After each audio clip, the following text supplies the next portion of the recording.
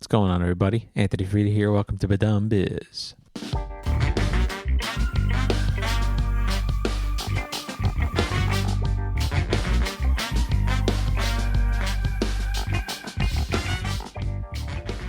All right, today's episode, we got Eric Downs. Eric is a professional drummer. He's done a lot of touring, a lot of recording, based out of LA. We had an awesome conversation, actually, really in-depth stuff about being a pro drummer. A lot of insight about, doing like live stages, big arenas and venues versus the smaller venues or even in recording. This guy's got so much experience. He says a lot of great stuff. So if you're a drummer and you're just looking to get better and looking to get really in-depth insight on how to get better, you're gonna love this episode. I really actually learned a lot from this episode myself. So anyway, please enjoy this episode and check out all Eric's links. It's all in the description. All right. Enjoy the episode.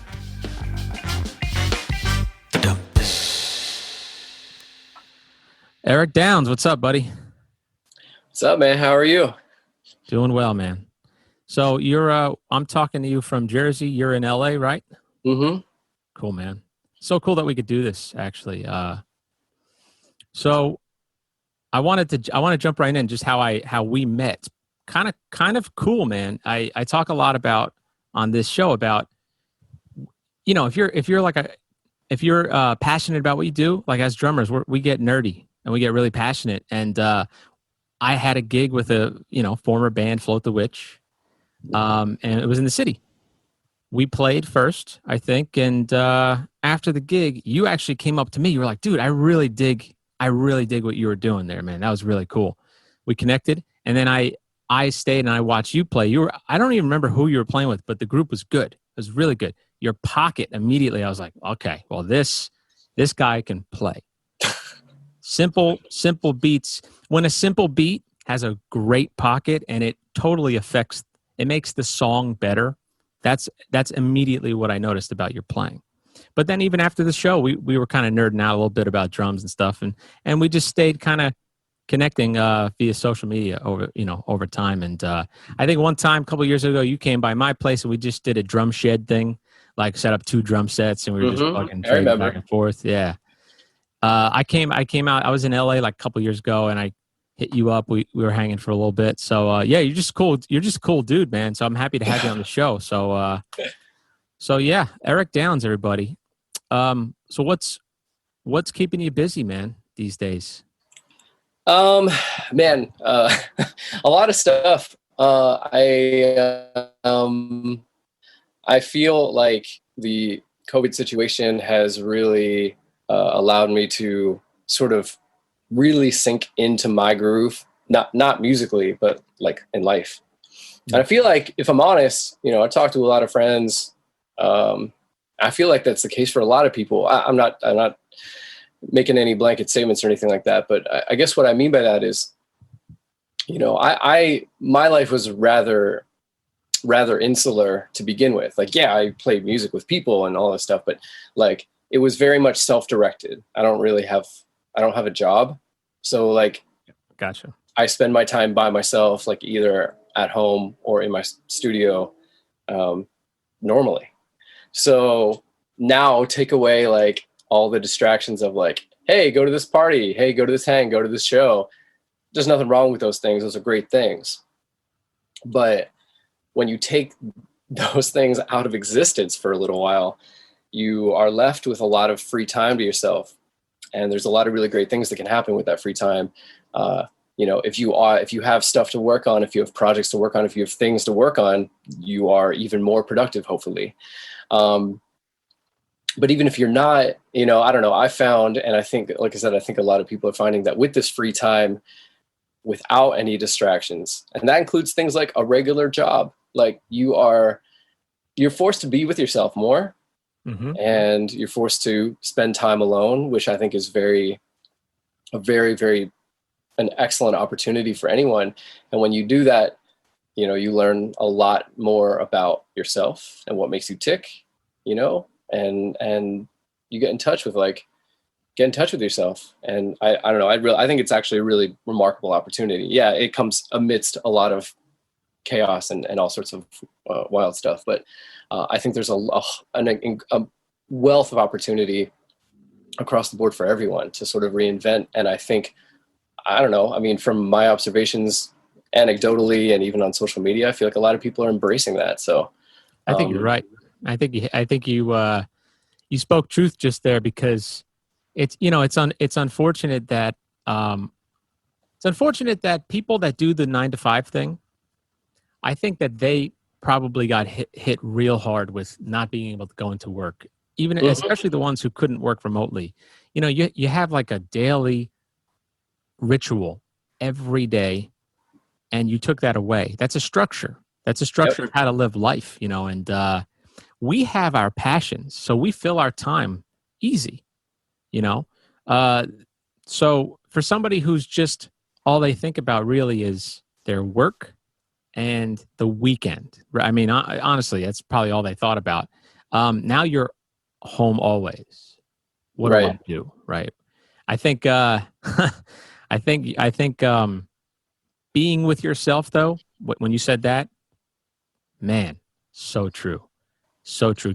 Getting to actually get those things that are bothering you, like to actually come up to the surface, because there's nothing distracting them. You know, you have to deal with them. You know, I had my little month there, man. I was like, oh shit, I haven't worked through this breakup or something, or you know what I mean? Stuff like that. You know, you're totally right.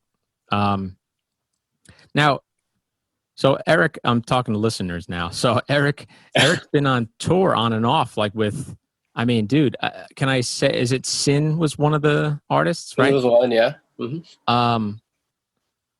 This guy now, what's his name? Gunnar Gehl. Gunnar Gehl, okay. Yeah, and, he was. Yeah, I saw you with what was her name? Saw you at Mercury Lounge play with this woman. Is her name? Am I saying wrong? Allison? Oh yeah, I mean that was cool. That was many years ago. A couple years ago. Yeah. Yeah. But sorry, what was her name again? At the time, their artist name was Allison Weiss. Okay, that's right. Yeah. So, you know, right prior to the lockdown in March, were you on the tour? Were you in the studio? What was going on? So, sort of. It's really funny. The timing was insane. We were. I was in. This is going to sound. This is going to sound so. I was in London with Gunnar. We had a show at Wembley Arena, and we were there for that, and it was really funny because the day of our flight, the manager texts me and says, "Hey, you want to record this single that was going to come out several months later? You want to record Can't Say No at Abbey Road?" I was like, I mean, what? Of course. Why are you gonna have to ask that? But the catch was, like, we were on the plane. Like, we'd never ever played the song, ever. I had done an arrangement of it that we both liked, but like neither of us had ever played it. He'd never sung it, and we had to go over there in like one of the most famous recording studios in the world. Yeah, man. Find 3 additional band members. Oh, really? Yeah, because we didn't. It's because the Gunnar show, right, as it's in its current form, it's just him and I and tracks. Oh, I didn't know that. Yeah. Oh, interesting. Yeah. So, and there's some pros and there's some cons to it. I mean, there's a lot of great stuff. There's a lot of greatness to it, and as it evolves, you know, if it evolves into a band, like that's gonna be even better. But it's awesome as it stands. But for that reason, when we go play a show, it's like it's basically just us, and then like, you know, photographer, videographer, manager, that kind of stuff.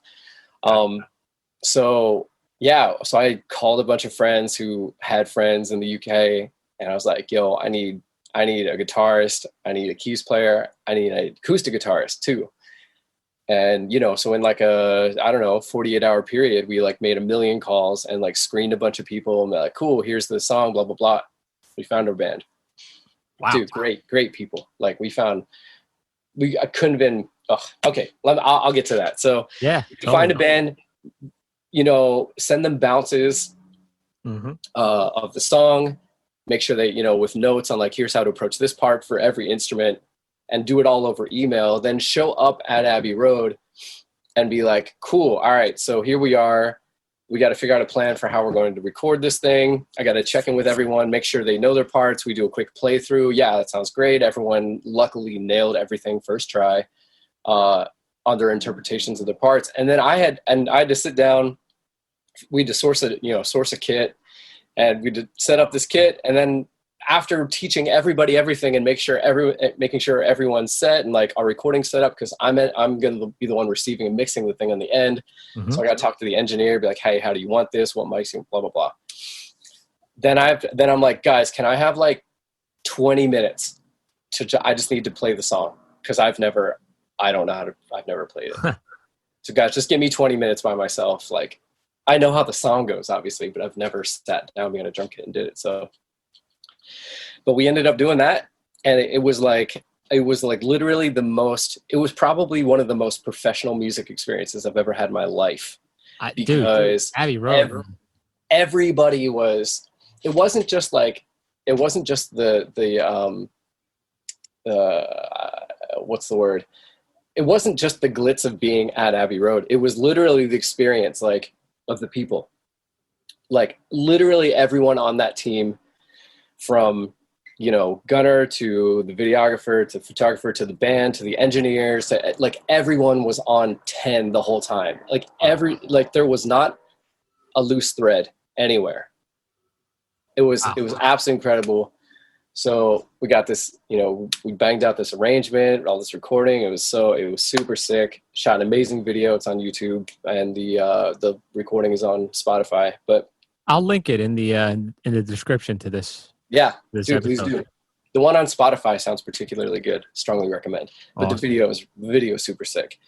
So anyway, this was like, I don't remember what the actual day was, but our flight was leaving the next day, and we find out that like we start hearing all the news about COVID, and the airports were going to get shut down the next day after we left, if I remember correctly. But basically, we left like right as the wave was breaking, and got home right as everything started to shut down. Man, it was crazy. So what you just said, though, I like what you said about that was the most professional music experience you've had, because what you're saying is, when you have pressure like that, and for listeners, performance is way different than recording. A live performance, it's kind of like it happens, and the interaction with the crowd is what's most important. But for a recording, though, you're spending you're usually spending for the time in the recording studio.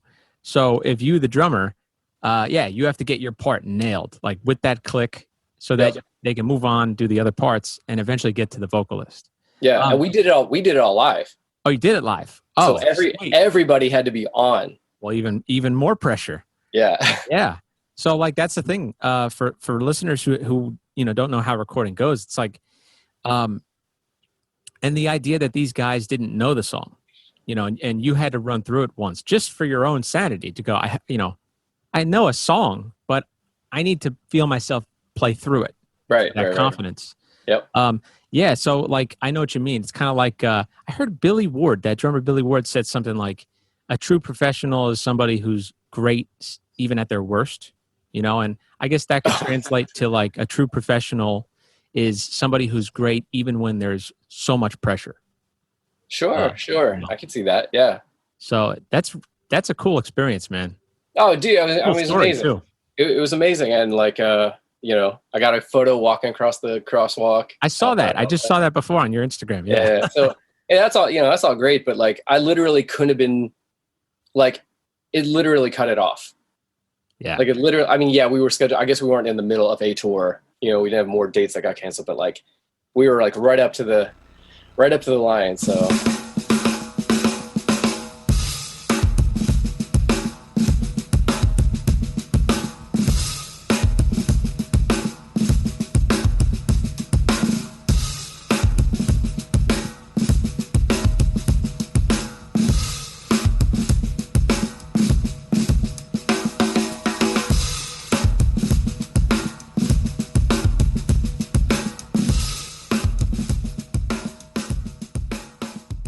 Sorry, you guys actually played Wembley?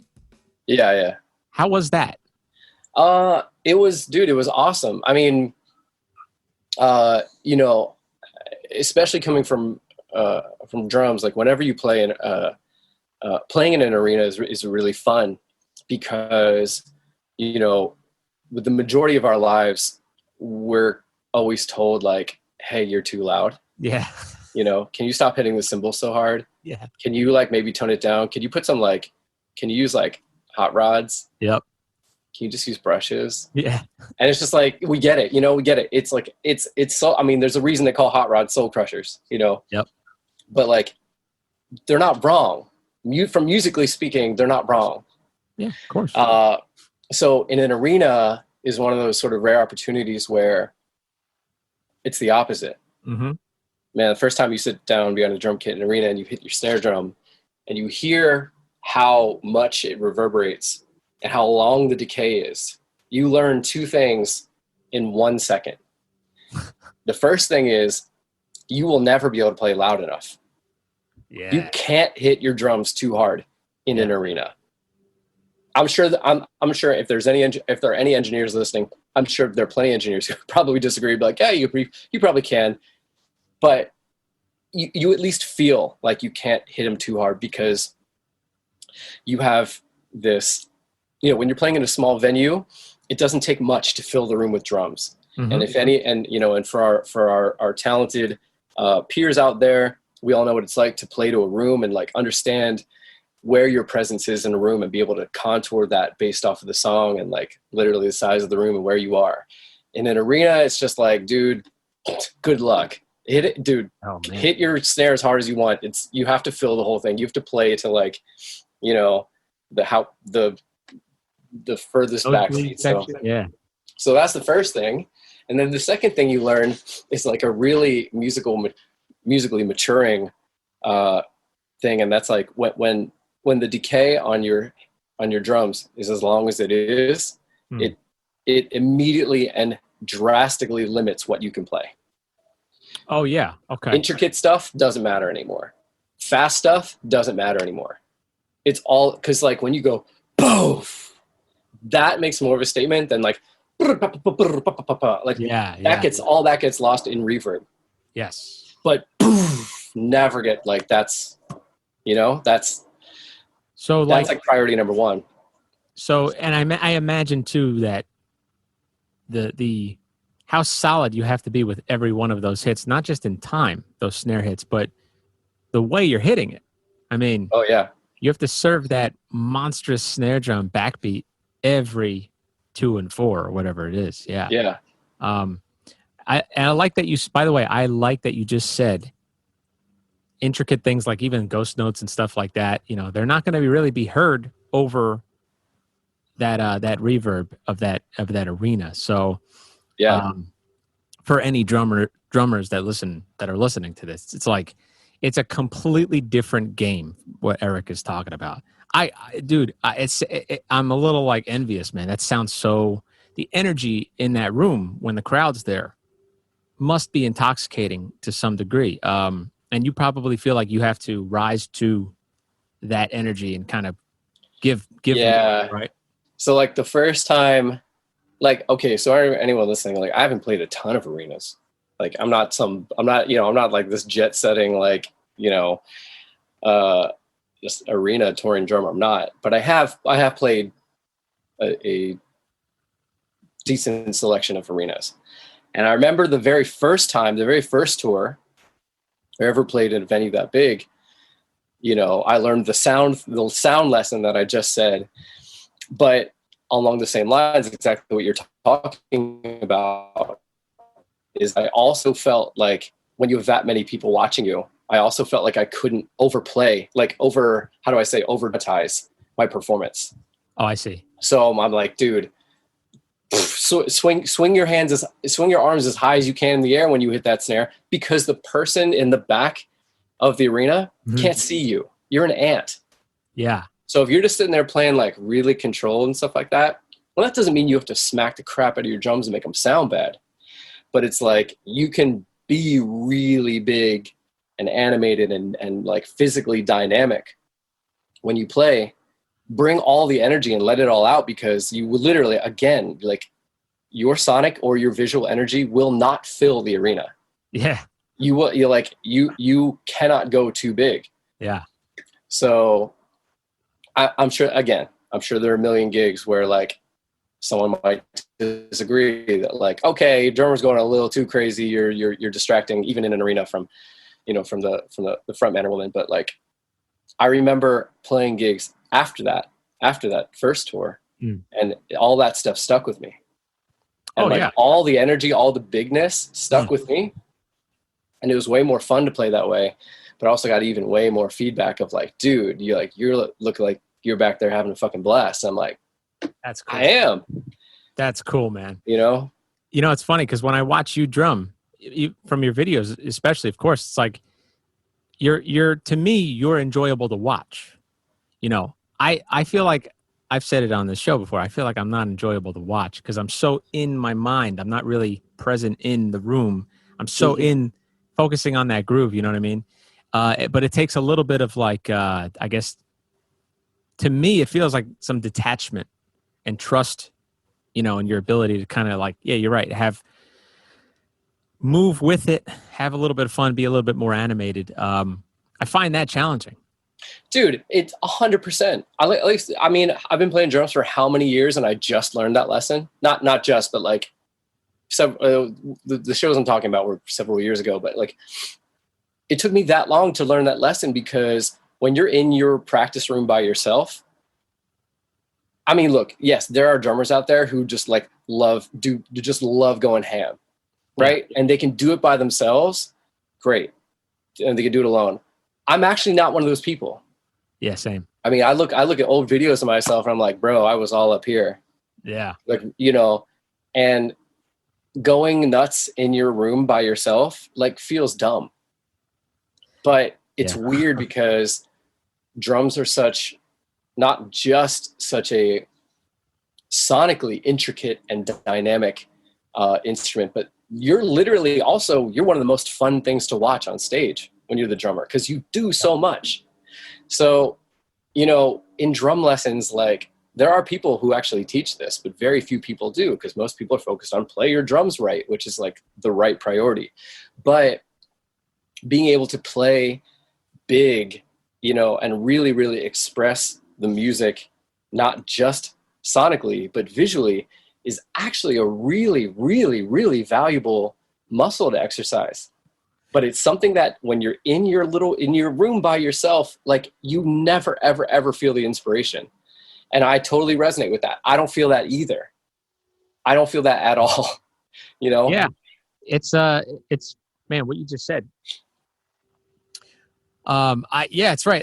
It's like if you're put in that situation where there's a little bit of that expectation, right? It's like, that's what's interesting. What you just said about, it took me so long to learn it. That's what you said, but it's like one of those, you get to the gig, you get to that arena, and you, like you just said, oh, there's another lesson to learn here. And I immediately think of like Taylor Hawkins from Foo Fighters. Sure.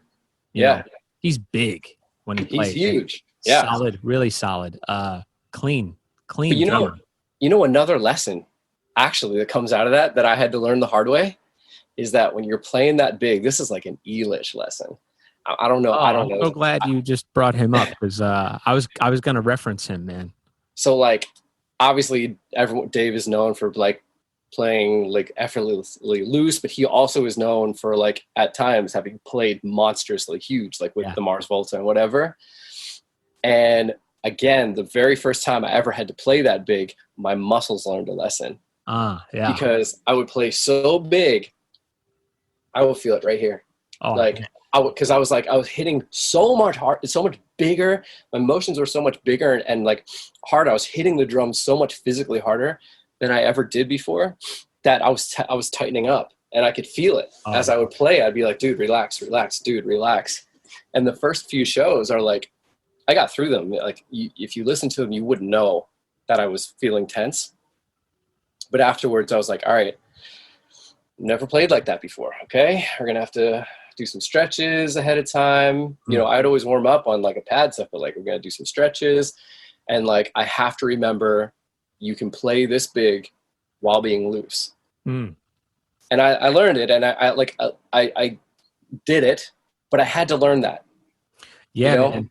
it's like playing with motions that big and playing that hard and with that much energy requires, like, unless you practice it, which again, it's weird to do by yourself. Yeah. You won't learn that lesson until you're on the gig, and that's not the right time to learn it. That's right. That's when I learned it, but That's right. I'm glad you brought that up, because he's the first guy I think of. He plays very big, but yeah, he 100%. his grip, like the way he holds the stick, to get nerdy here, is pretty smart. I kind of try to play like that. Actually, it's helped me basically be able to play longer, and kind of like what you just said, which is when you start gripping onto things when you lose control, when you feel like there's a loss of control, and that could be for you. It was fuck. I have to physically pound these things. I'm not used to this. Lack of control. Brain goes grip. Death grip. But a similar thing could be like I'm kind of not lining up with these 16th notes. I'm kind of getting off the grid here with my time. Tighten up. That's where you like you said, practicing relaxing, and that tactile information that drummers have in their fingertips and in their hands is pretty incredible. Actually, dude, I totally agree. But it takes time. Takes years. And I always practice. I practice that way. Like, I think I don't know. I can't comment. Look, I'll criticize my own videos all day long, but I do think when I watch them, I was like, I do look fairly relaxed, because I generally am. Yeah. Because I do practice that way. I'm very mindful of staying fluid and loose when I play. But man, when I was up there, man, all that stuff went out the window, and I was just like, oh, yeah, dude. Breathe, dude. Relax. Yeah, for real. It's a workout now, I'm sure too. For you, I bet you the next time you're going to play in that type of environment, I bet you're going to be doing like push-ups, stretching, and warming your body up. Dude, I do every time. That's exactly what I do now, because I know the value of like anything you can do to not be tense. Yeah. You also, like, I don't know. It's like when you want to hit a drum hard, you just feel like you need to apply force. It's kind of like when you're hitting a hammer to a nail. It's like you apply force, because no one thinks about whipping a hammer like loosely. Yep. When you want to apply force, you don't think about it that way. But again, I don't actually know Dave. I've never taken a lesson with him, but if I've picked up anything vicariously through him and the entire internet who loves him, like, I know right away he would say you can still play big and you can play loud while playing loose, because it's all about like centrifugal force and like, that sort of whip momentum and all that kind of stuff.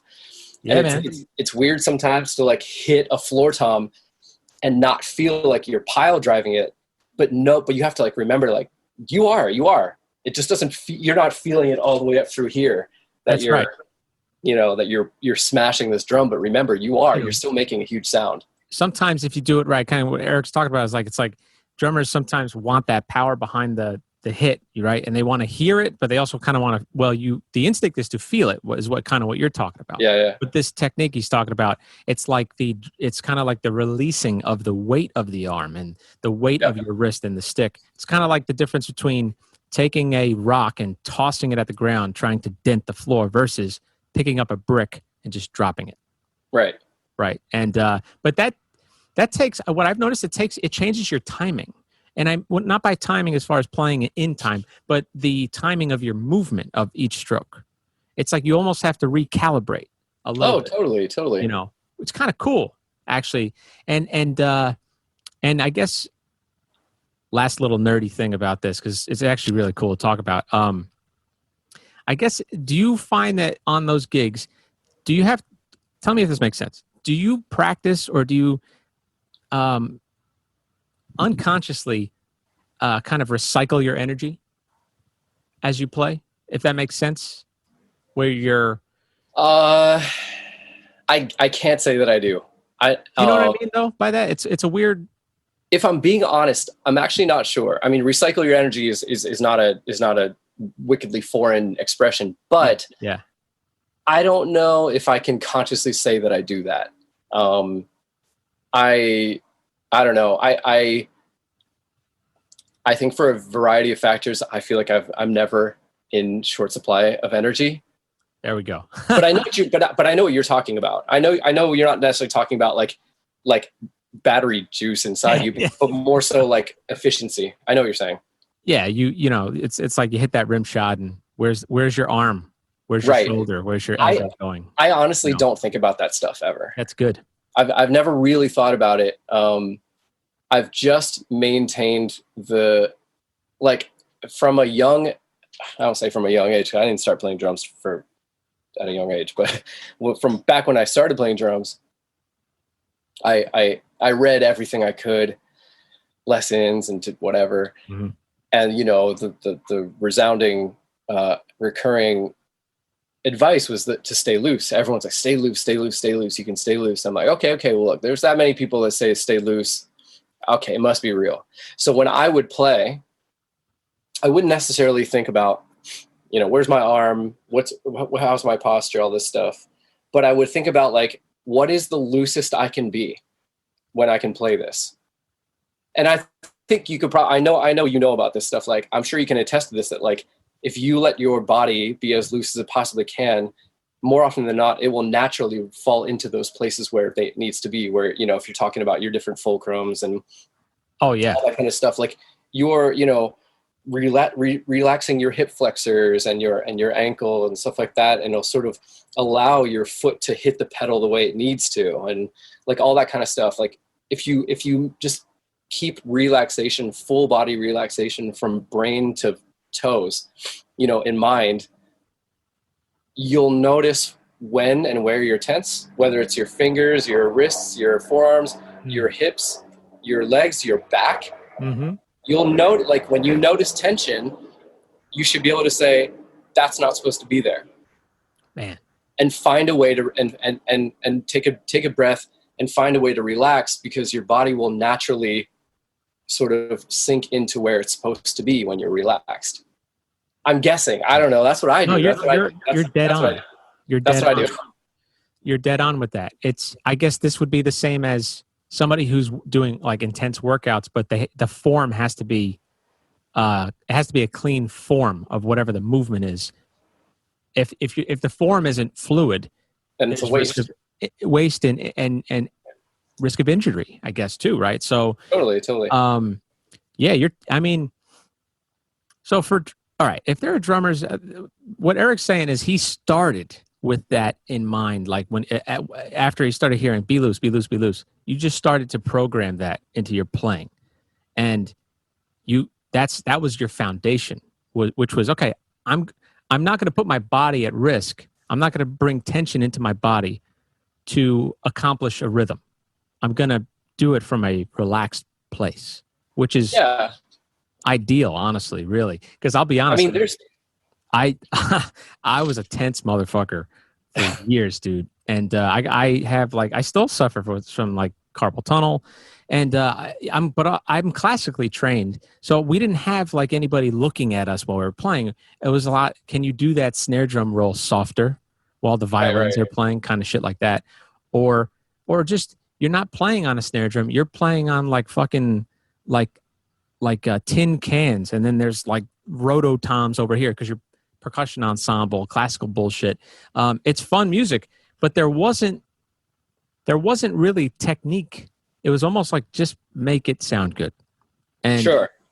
And that could be a bad habit if not put in check. And for me it was, which was no matter what, get the sound. And I was abusing my body to get the sound. Sure. But what you're talking about, if you're a drummer, stop the tension immediately. Do what Eric kind of was thinking, which is play from a place of relaxation if you can.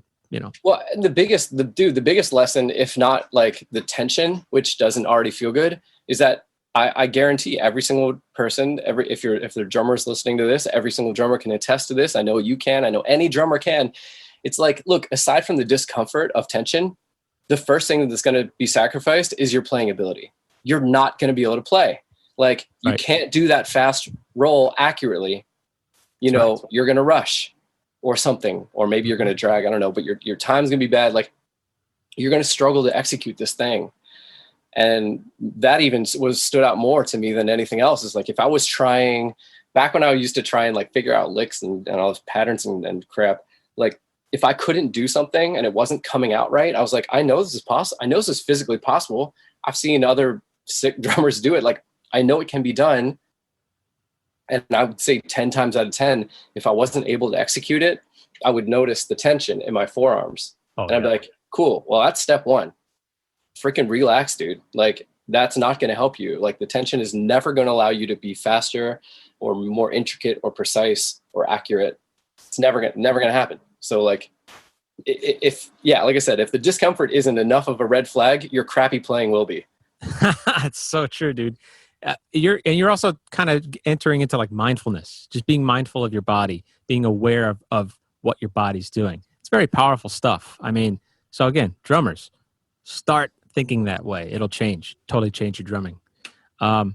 Dude, I wanted to jump into, because you're a killer. I think you're a killer. You have a good production mind, because like you'll put out a video and the drum track that you laid down, it wasn't just regular acoustic drums in mind. It had, maybe there was a hip hop influence to it. Maybe there was like an electro type drumming influence behind it. And it sounds really good.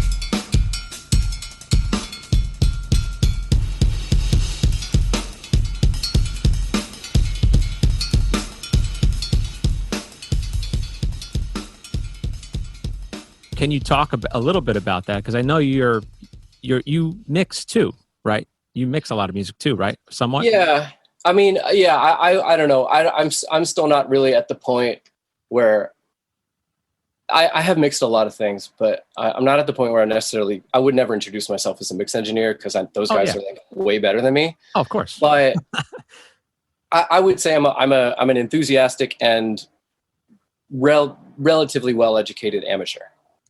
Cool. So, look, if I wanted to go into it full time, I'm sure I could, but I don't want to do that.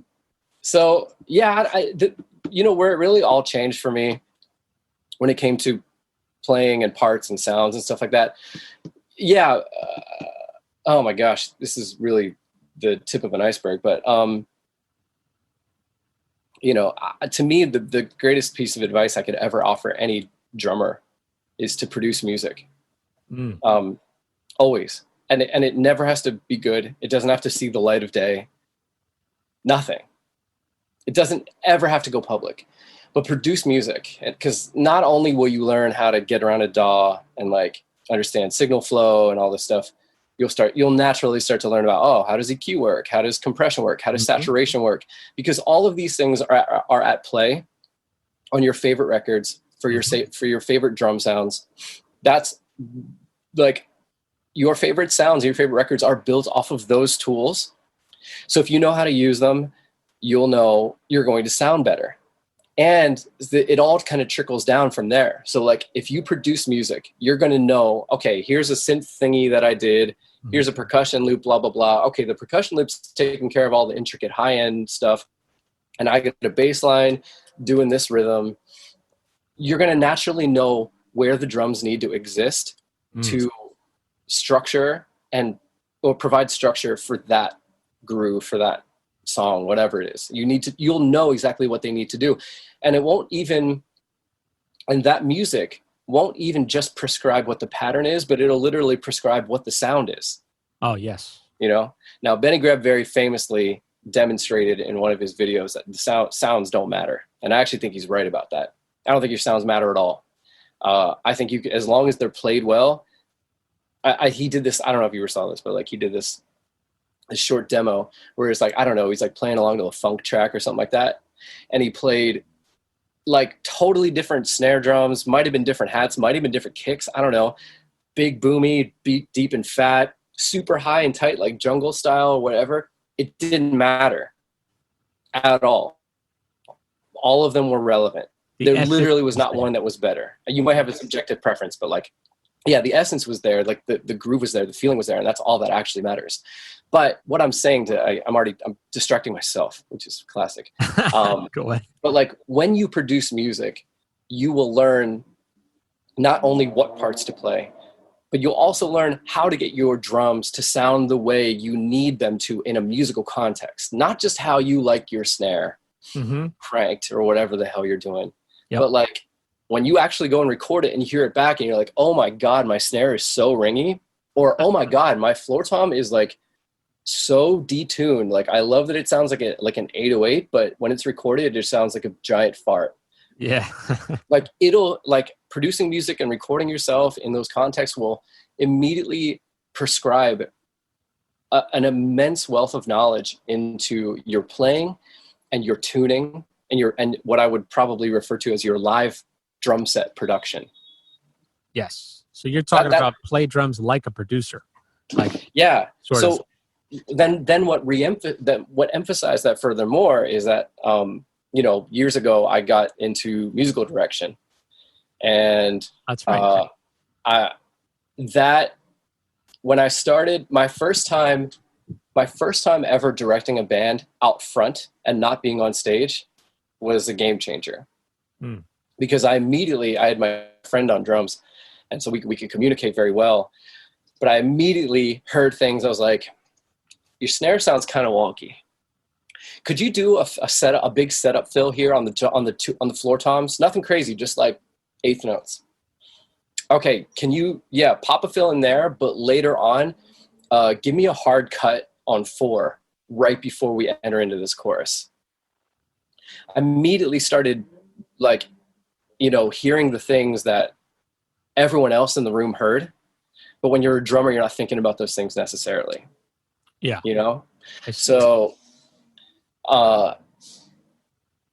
you learn an immense amount of musical lessons when you start hearing the music from out front of the drum set and not behind it. That's a good point. You're essentially listening to the other sounds. You're hearing what everyone else is hearing, which is the most important perspective, because you're the least important perspective. So true. Because unless you're literally trying to be a touring solo clinician, like your ability to just play drums is not important. Your ability to serve music is. Now look, I'm not a white tower high horse purist who thinks like you must relinquish your soul to the music, and I'm not like that. But I do think the lesson still applies, that we are taught this instrument, and social media exacerbates all of the ridiculous things you can do with a drum set, because drummers just get on Instagram and see how crazy they can be. Yep. And you watch that stuff for months and years, and it starts to sink in, and you start to think that that's what playing drums is about, and it's not. So you get out from behind your kit, whether you're producing music, whether you're recording yourself, or anything like that, and you will quickly realize what works and what doesn't.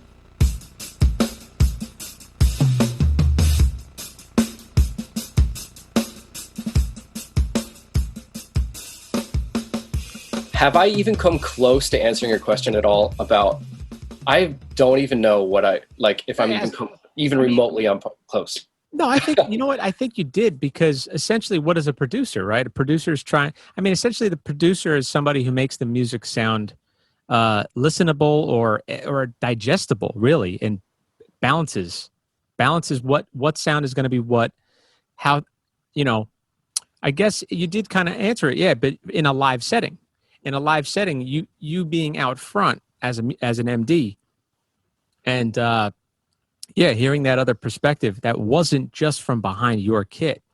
Uh, I mean, it's like you were able to see a completely different area of a room that was roped or that was curtained off for you.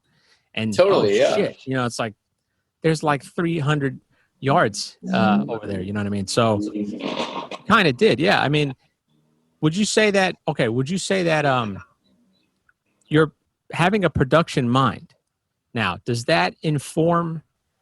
Does that inform not just like the tuning and stuff like that, but um, the actual part and why you're creating your drum part to be either, you know, some drummers it's like crazy simple on some songs, like somebody like Aaron Sterling, you know, like with John Mayer. I mean, it's incredible how he captured a bread and butter drum track, which was just like kick, snare, and then like maybe a crash cymbal here and there or something along those lines. But it felt good and it fit the song. Do you find that actually producing, you know, or having that production mind, is that how you make those decisions about parts? I mean, yeah, I think that's always sort of present, but you know, to me, I have two sort of principles at work, kind of at all times, and I would say in music, but I would say more almost in life in general. But specifically, number one, when I'm coming up with parts, yeah, you listen to the music like we all do. You listen to the bass line, you listen to like whatever,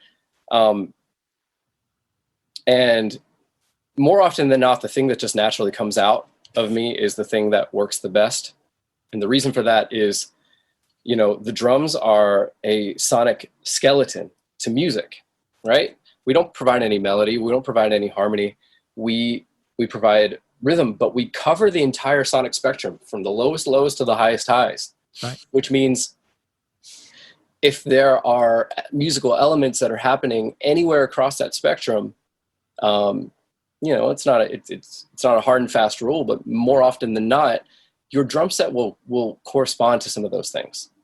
You know, so if you have a you know, a funky freaking high end guitar, you know, rhythm line going, like some hi-hat is going to hold that down. Mm-hmm.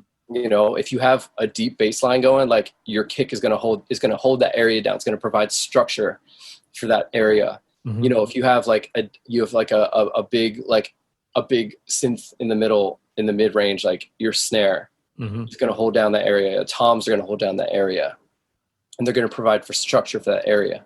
So I kind of think about it that way. But the other way I think about it a lot lately is this, you know, Zen ass quote that I've been using a lot lately, that perfection isn't achieved when nothing else can be added, but when nothing else can be removed. Oh. And so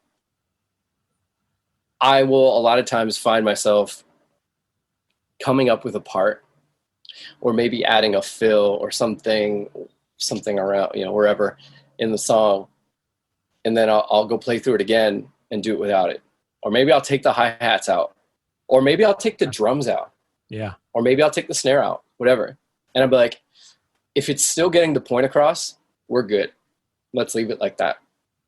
If it's not, if it's missing, if the music sounds worse because you took out that snare, then put it back in. You need it. But so there's one more principle at play. Actually, this is if I'm honest, this is actually probably the most prominent principle that I use, and I should have said it first, but it's cool.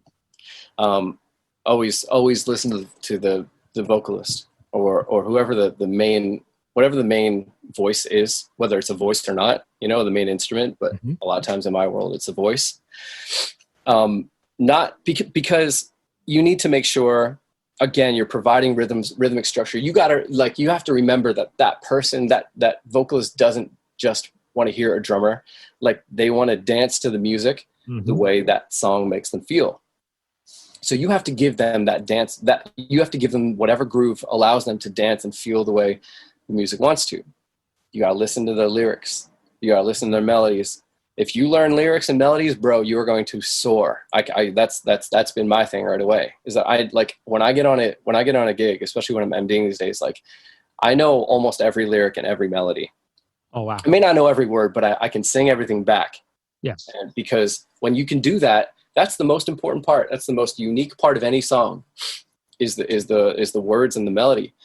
And so you have to remember that is always number one. That's the thing you should be focusing on. And if you're doing anything on drums that detracts from that, distracts from it, overshadows it, stop doing it. It's your time to do something cool. Like the vocals will tell you when it's time to do something cool. And there's two really great ways that comes about, right? You have guys like Stanley Randolph who will play literal fills and hits and stuff like that based on the vocals alone. No one else in the band is even hitting them, but it sounds amazing. The other way it prescribes parts is that it's okay to do something cool when there's a gap in the vocals. Now, I'm not saying listen for the vocals. If there's a 1-beat gap, play a crazy fill. It's not that. But you know that you can get away with a musical addition or a musical expression or a musical interjection. You know you can safely do that when the vocalist isn't singing. Because imagine if you were the singer and you were trying to sing a line, and then all of a sudden the drummer's playing some stupid fill. It sounds like drums falling downstairs. you would want to fire that person. Yes. But if they do it when it's not your turn, when you're not singing, the drummer does a cool thing. Hey, great. Awesome, dude. That's a good point. Coming up with parts, that's what I think about. I think about priority number one, vocals, because that is always the most important part. Always. Priority number two, sonics of like the entire band. And priority number three is like simplicity. Yeah, absolutely. Simplicity, that's a big one. To add to that, I would tell people, listen to a lot of music. Spend time listening deeply to a lot of music. Sure. Because you pick up trends, I think. And not just for listening to how a drummer plays, but specifically what you just said. The dynamic between the vocals, right? The lyrics and the melody, and then how the parts seem to be crafted around them. You pick up on trends, and when they work, obviously, those are the ones you want to pay attention to. Sure. I had a question for you, actually. I'm curious to hear how you would describe what the hell groove is, man, and how to create it. It's a tough one. Oh my God. It's a tough one. I don't know. I would say off the top, I've never really thought about this, but like I would to me a groove is a pattern. I want to call it a rhythm, because I guess it could be on any instrument, but if we're talking about drums, fine. A rhythm that makes you dance. Yeah. To me, that's what it is, because nobody when you go play a show, no matter what the size, nobody cares at all what your technique is. Yeah. No one cares what rudiment you're playing. We've all seen drummers who you watch them and you're like, how are you not falling off the drum set? Like you have no technique at all, but I'll be damned if you don't sound amazing. Yeah. And that just goes to show you that like nobody cares. The only people that care about your technique or whatever patterns or rudiments you're playing are drummers, and that's not your audience. Like, right. You know what I mean?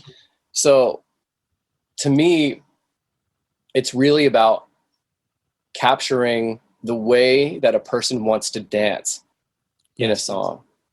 And the one big thing that I learned years ago, I have a little theory about this, is that you can create different dances by orchestrating your drums differently. Okay. And my theory is that your drums, the pitches of your drums, actually correspond to areas of your body. So, for instance, you know where I learned this the most? Timbaland. So Really? Timbaland's big thing. I'm not a Timbaland expert, but we've all heard Timbaland grooves, and a lot of times what they have is like a 16th note pattern on the top end, and by top end I mean high end frequency. So we're talking like hi hats and percussion, yep, with like a halftime kick and snare. Okay. So, for instance, I'm not a beatboxer, but I'll risk the embarrassment. Actually, I'll risk the embarrassment. Zoom kind of messed up the audio on this part, so Eric was talking about this beat. Boom, drop, boom, drop, boom, drop, boom, drop. Hope that was okay. You have this like fast, high end, high frequency stuff, and very slow, low to mid frequency stuff. Yes. But the thing that I always learned that really, really, really stuck with me is I would watch people when a Timbaland song would come on. You know the dance they do? They do this thing. The shoulder thing, yeah. Shoulder thing. And I was like, man, why do they do that? And then they would get to a section where the hi-hat loop would turn off, and they'd be like, but the chorus comes back with the hi-hats. They got the shoulders back. And I was like, whoa. Interesting. So hi-hats equal shoulders. And then I started to listen to like you and I both like Jay Dilla. Oh yeah. Big thing about, there's a million great rhythmic lessons to learn from Jay Dilla. But I think the one thing that a lot of us know is like his offbeat, off time, swung, straight, strung, whatever you want to call it. It doesn't matter. It doesn't matter what it's called. There's a quality that's very pervasive in his production where you have this, for lack of a better term, you have this neck snapping quality in the drums. Again, you put it on a grid. Yeah, it's because the snare's early or whatever, or the groove is late, but the snare whatever. The reason your neck snaps like that is because the snare comes faster, that it comes earlier than you think, but also because it has that typical high-end hip-hop crack. Yes. Like if you had a Jay Dilla beat that's like,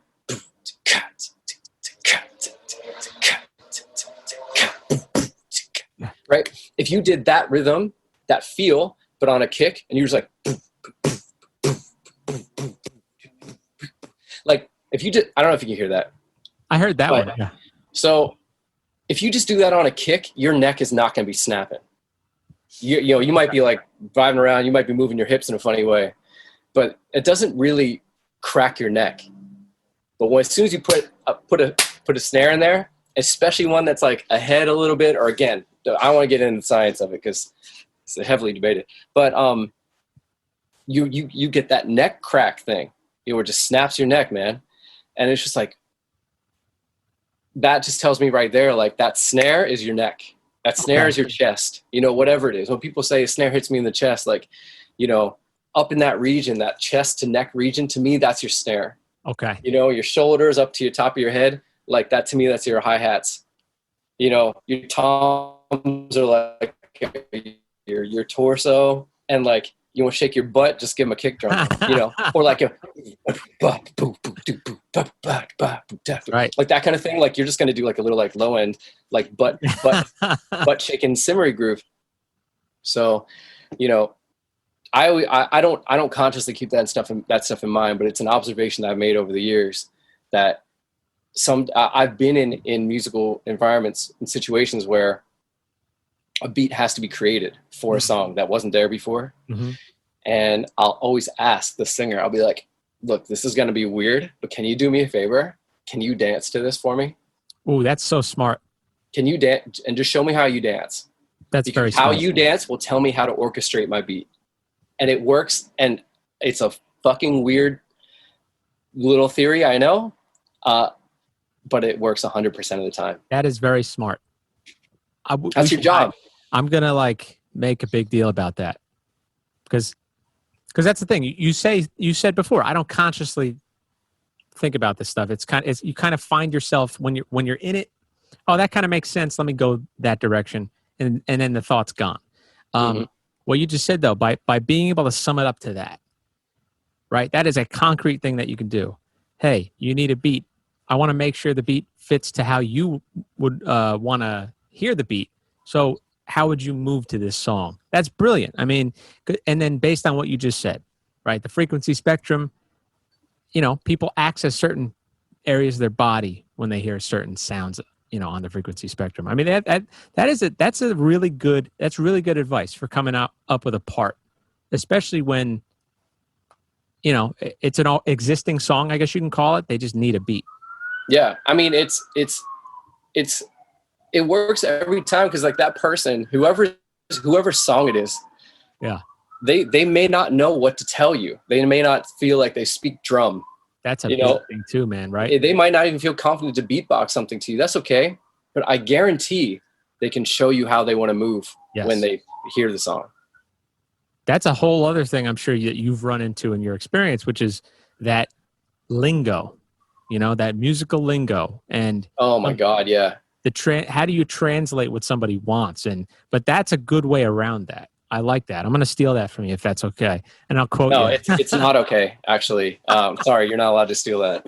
Oh, dude, go for it, please. Yeah. Awesome, dude. That's awesome. All right. Two last questions, I guess, man. I'm always curious to what are people listening to, So like what's got your ear? What's got your attention lately that you're that you're kind of digging? Or even like the last couple months. It's like, oh my. I don't it sounds weird, I think. I'm not a huge,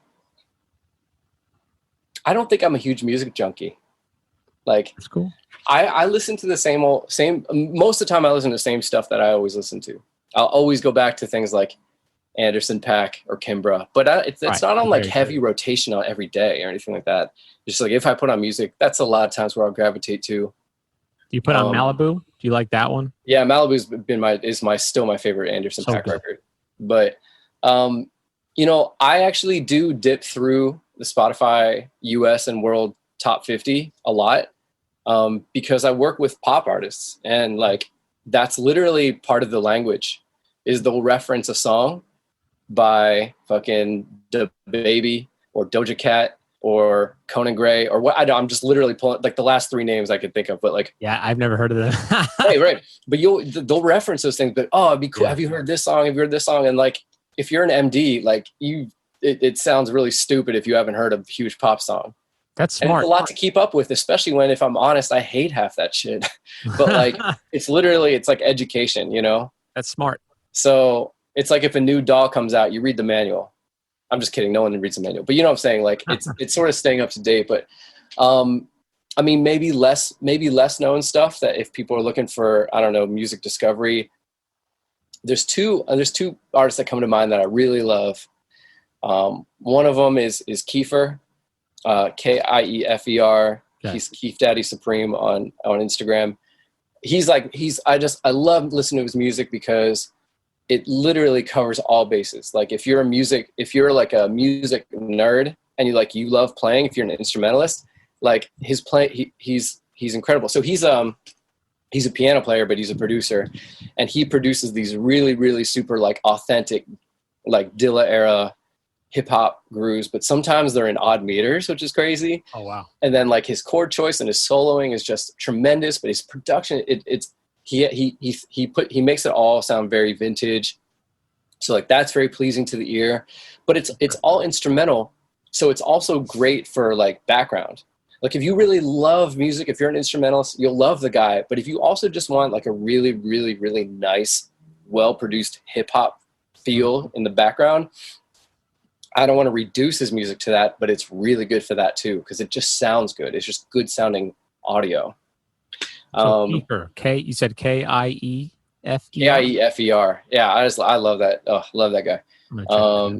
And the other one I've been listening to, the new Billie Eilish song, My Futures. That's really good. I haven't heard it. It's very, very good. It's really tremendously great. There's also a smaller artist out here in LA who I really like. This girl by the name of Talker, just the way it sounds. She's just got like an indie rock thing going, but it's very well executed. She's a tremendous singer. Like she's like a tremendous voice, but it's really, really well executed indie rock. And what I mean by that, the reason it caught my ear, it's great melodies and all this stuff, all the classic stuff you need for a good song. But I really love, they caught a raw, dirty, borderline garage vibe in all the recordings, which I think to me is actually hard to do these days because, you know, you used to get a garage recording by having a really crappy analog mixer and hanging as many 58s as you could, in front of a drum kit or something. I don't know. That's how stuff was made. Yeah. And, now it's like the crappiest audio interface you can get and the crappiest mics you can get and the crappiest room you could be in is still going to sound pretty good. Yeah. And like, to me, it's like hard to make my drums sound bad. Not bad, but raw. Bro, I know exactly. It's hard to make them sound like they were in a garage. I know exactly. And so in this day and age, they captured that really well, very authentically. And I don't know, I was just very impressed by that. But Talker. Yeah. So I'm going to check out the new Billie Eilish song, Talker and Kiefer. Yeah. I love all that stuff. But also, hey man, while I'm here, I have to promote my two buddies. Sin. My little sister, I haven't seen her in months. CYN, right? Is that CYN? Her biggest and latest song is called Drinks, and man, it's a serious vibe. That doesn't mean anything. That's a very errant thing to say. You put it on, you'll understand what I'm saying immediately. It's like it's just dripping. Sin Drinks. And then the last one is my young boy Gunnar Gehl. The kid is he's destined for stardom, and he's an obvious home run. Gunnar is spelled how you would think, and then Gehl is Gehl. Gehl. Gunnar Gehl. Yeah, he's a great kid. He's a really good person. He's a super talented, amazing performer, and great person. But the music is excellent too. And like I said, the kid he's destined for it. Dude, that's great to hear, and it's great to hear you had that awesome experience playing at Wembley with him on that tour, and then you got to record at Abbey Road, man. I mean that's a cool memory, man. It's crazy, yeah, for sure. Very cool. Do you want to promote? I mean, you have a sound pack, right? Didn't you put out a sound pack? I do. Actually, I have two, but the one that is probably the most accessible is called Beatdown's Timeless Drums. That can be found on Splice. And it's called Beatdowns Volume 2.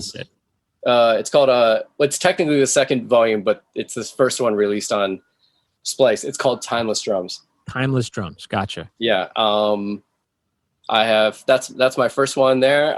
There will be I have a large volume or a large body of work that's going to be released progressively on Splice if all goes well over the next 1 year plus.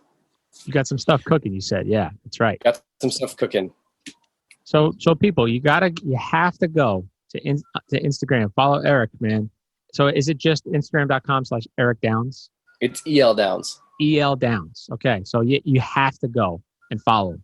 Check out his videos. He puts out good content. It's not just bullshit that, you ever see, like, I'll talk shit. I don't care about, I'm not going to name names, but there are drummers that put out content for the sake of content. They'll be doing really ridiculous things that aren't enjoyable. And it's because they think that if they're just in your feed, that you'll care about them.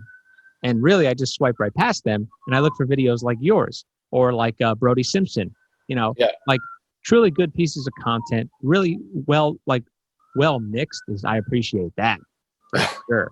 Because I don't like cell phone videos, to be honest with you. It doesn't sound great all the time. But you have such a great sound. You're fun to watch play. And and everybody, you got to go check out Gunnar Gehl's. What was the name of the track that you guys recorded? And you said it's on Spotify. It's called Can't Say No.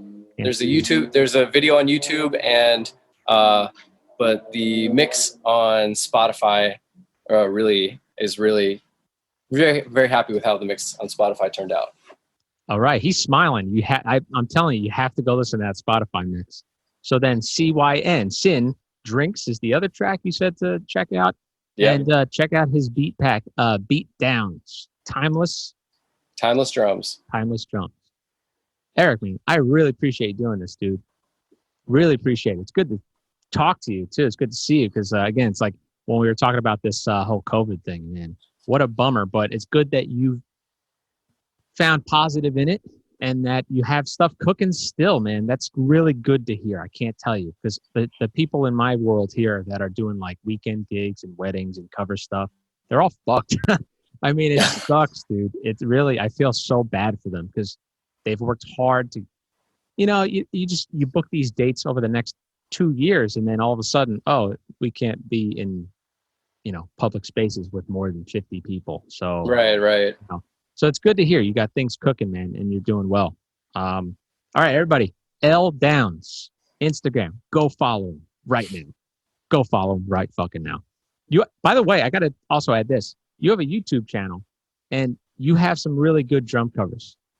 Like really creative drum covers too. You put out this one a couple years ago. It was like I'll never forget this because you were doing. I couldn't believe that you worked out this part. It was like a Katy Perry song, and I don't even remember the name of the song. But you were doing so much at once. There was like triplets in the right hand. I don't even remember. It was crazy. It was very impressive, and it sounded good. Felt really good. It wasn't just you were playing notes, but it felt good. That's hard to do. So everybody got to check out his YouTube page, Eric Downs. Thanks, dude. I guess I have to start putting more content up there. Yeah, man. Totally do that. I'll watch that shit. Oh, man. Okay. All right. Maybe I will. All right. Thanks, everybody, for listening. Thanks, Eric. Take care. Peace, dude.